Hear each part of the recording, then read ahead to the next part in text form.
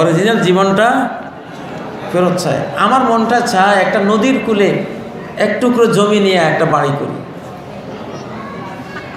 যেখানে বিশ্বযুদ্ধ লাগলে অন্তত ঘরে একটু চাল থাকবে, জমিন তো আছে, ধান ফলাবো, একটু গম, লাউ, কুমড়া একটু ফলাবো, আর নদী আছে, মাছের অভাব হবে না, কিছু না জাল মারলে কিছু পাবো ইনশাআল্লাহ। স্বয়ংসম্পূর্ণ কিয়ামতের আগের ঘর বাড়ি হইতে হবে যেখানে মাছ পাওয়া যাবে, যেখানে পুকুর আছে, যেখানে বাগান থাকবে, ফসলের ক্ষেত থাকবে। এই ডিজাইনের বাড়ি করেন। কি বাড়ি, আল্লাহু আকবার, ঢাকা, পুরান ঢাকা তো ঢুকাই যায় না। এটা তো যুদ্ধ শুরু হলে প্রথম ছোটে আউট, সব পালাইতে হবে গ্রাম। কোথায় যে যাবেন, এত মানুষ আমরা জায়গা দেবো কোথায়? কোন গ্রামে গঞ্জে আগে থেকে ব্যবস্থা করেন তাড়াতাড়ি। ওই ইমরান নজর যেভাবে বলছেন, আমিও সেটাই।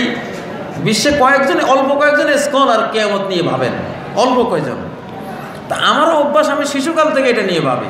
আমার অনেক বন্ধুরা বুঝে না, কয় কাজী সাহেব এটা কী বলে। আর আমি তো শিশুকাল থেকে গবেষণা করতে করতে করতে করতে আমার এই বিষয়ে যেই অভিজ্ঞতাটা আছে, তোমার তো না, তুমি এই বিষয়ে পড়াশোনা করো নাই।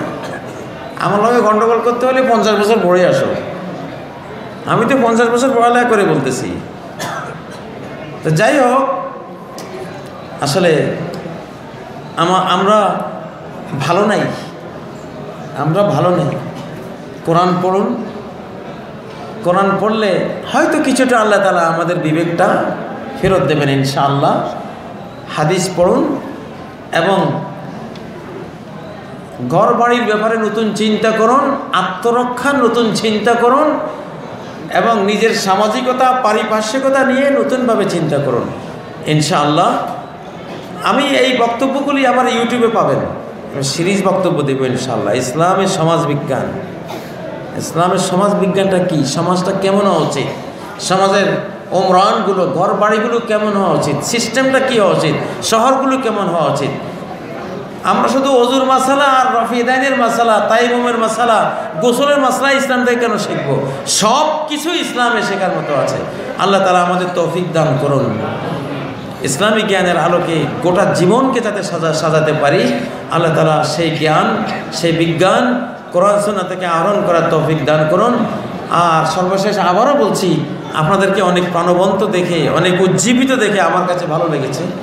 তো তবে এই এত বেশি উজ্জীবনী, এত গভীর রাত্রে থাকা এটা ভালো না, কারণ সবাই ফজর কাজা করবেন। এখন যারা উজ্জীবিত নিচ্ছে, ফজরের সময় ঘুমে কাতর থাকবেন, ফজর কাজা করবেন। এই জন্য তাড়াতাড়ি যাওয়া দরকার, ঘুমানো দরকার। আল্লাহ তাআলা তৌফিক দান করুন, আল্লাহ এই সমাবেশকে কবুল করুন।